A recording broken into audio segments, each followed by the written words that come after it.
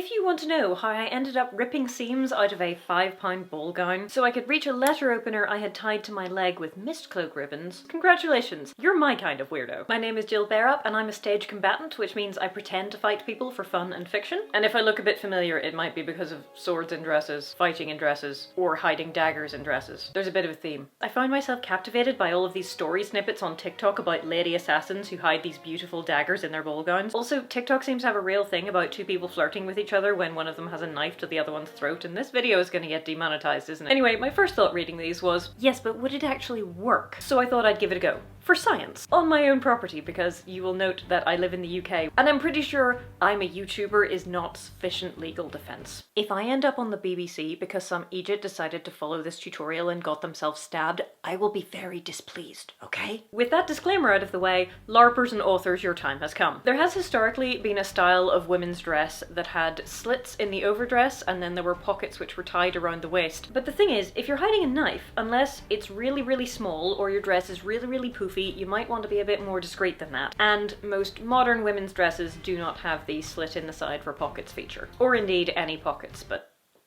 there we are. Also, all of the fantasy scenarios seem to specifically envision the knife being attached to the leg rather than being in a pocket. So let's see what we can do. My first step, as my first step often is, was to go on eBay, which in the year of our Lord 2021 is not actually the best place to go for secondhand ball gowns, probably because people haven't had so many balls to go to recently.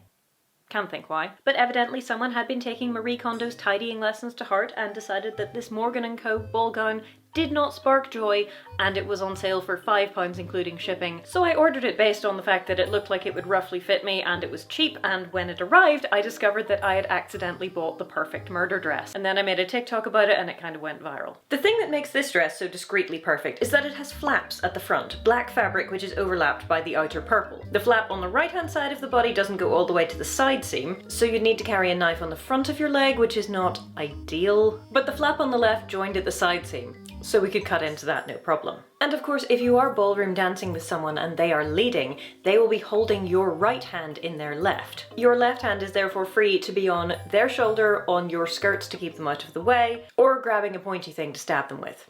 So, works either way, really. To figure out where to make the cut, I had to first figure out where the knife would sit. So I came up with 3 potential designs of improvised attachment, of which I thought the 3 attachment point option, waist plus 2 leg bands, would obviously be the most secure, but I wanted to give them all a fair shake. If your knife has no sheath, but it's a LARP knife, or it's something you made of craft foam to cosplay as Vin, that will be fine, but it's probably more difficult to disentangle it from whatever attachment method you have come up with. In such cases, if it is a LARP knife and therefore made of latex or something similar, just sticking it down your bodice might be a better option, at least if it's small. And while you can actually buy leg sheaths, I felt like improvising would be more interesting, and also I have bought a fair number of sharp objects recently and I don't want the police being at my house like, "Mrs. Bearup, you have bought a significant quantity of knives and sheaths recently.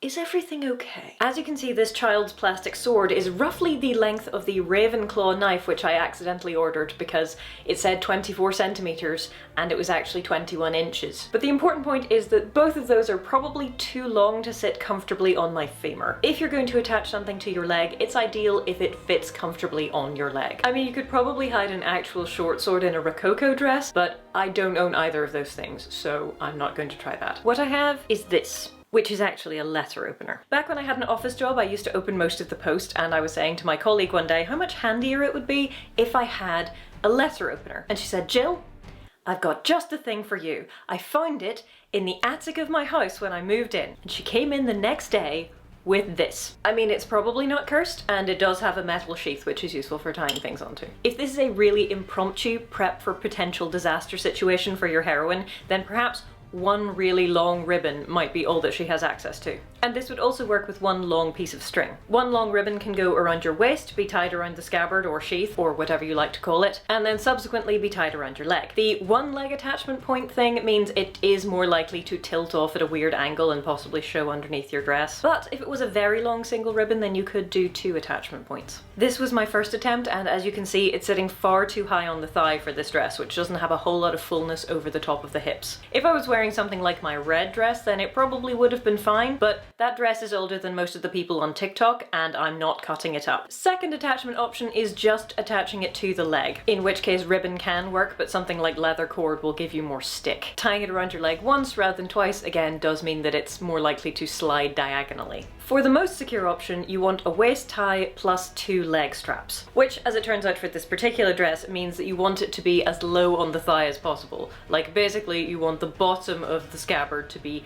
as close to your knee as is comfortable for you. This looks really ugly and not at all in the vein of the dark royalty core aesthetic that we're going for, so I'm going to make it up again, but this time with ribbons that fell off my mist cloak. Walking upstairs in that thing is just a nightmare. They're all the same colour, which makes them look more cohesive, and also you can tie them into bows, which amuses me. One point to note is that when you sit down, the waist to leg ribbon will go slack and the knife will shift a bit, but when you stand up again it will straighten up and the knife will go back into the correct position. Nobody ever mentions this in novels, but maybe they all have custom knife sheaths. Then again, the only heroine I've ever seen who talks about how uncomfortable inner thigh sheaths are is Verity Price from Discount Armageddon, so there you go. Also, I feel like an inner thigh sheath is just a very inelegant solution because when you're trying to draw it, it looks like you're trying to fix a wedgie. If you're wearing a very tight skirt, it just might be necessary. If not, why would you give yourself the hassle of looking like you're trying to draw a knife from your crotch? Just saying. So with the positioning figured out, I then consulted a Bernadette Banner video on how to add pockets. I measured my hand, I marked along the place with chalk, and then I snipped along the seam. At which point I found out that there were actually 2 seams, so I snipped along that seam, and then I found out that I'd actually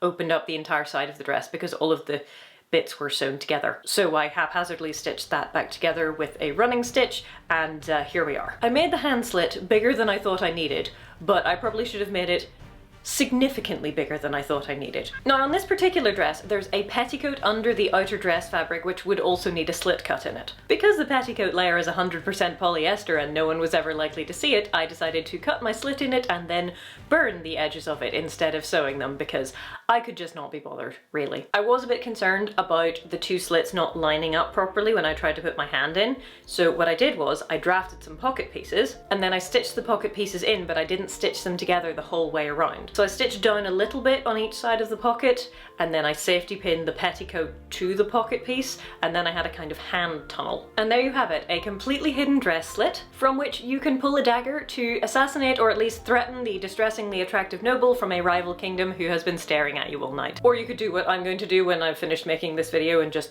sew the rest of the pocket together so that I have somewhere for my smartphone and my keys and I don't have to carry a handbag. I highly recommend the latter option over the former. First, because pockets are really useful, and second, because leaving your house armed with knives or daggers is illegal in quite a lot of places, including the UK where I live. If you needed to know the mechanics of ballroom weapon concealment for fictional purposes, then we got you covered. There are other options for the concealment of knives, like the bodice dagger. There's not really enough room in this dress to conceal something unless you're wearing a structured underlayer. And honestly, it's tight enough that I would be a bit concerned about putting on the structured underlayer lest I was unable to zip it up. That said, I do have a red dress under which it is quite easy to conceal a fashion corset, and then you can just stick the bodice dagger down the front of the fashion corset. This is not sharpened, though.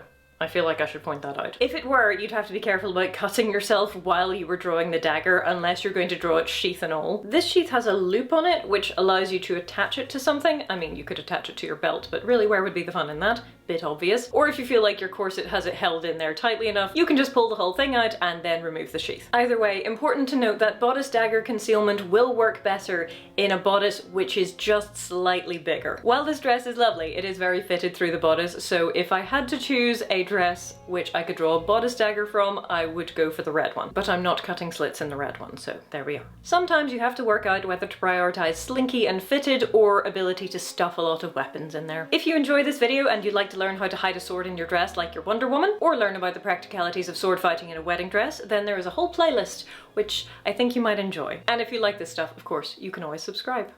See you soon.